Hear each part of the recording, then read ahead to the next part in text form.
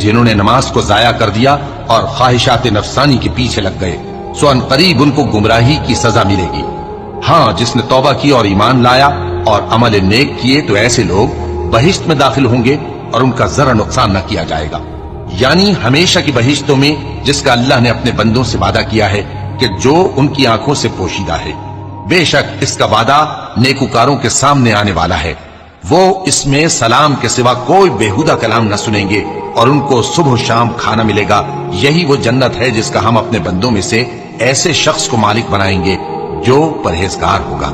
اور فرشتوں نے پیغمبر کو جواب دیا کہ ہم تمہارے پروردگار کے حکم کے سوا اتر نہیں سکتے، جو کچھ ہمارے آگے ہے اور جو پیچھے ہے اور جو اس کے درمیان ہے سب اسی کا ہے، اور تمہارا پروردگار بھولنے والا نہیں،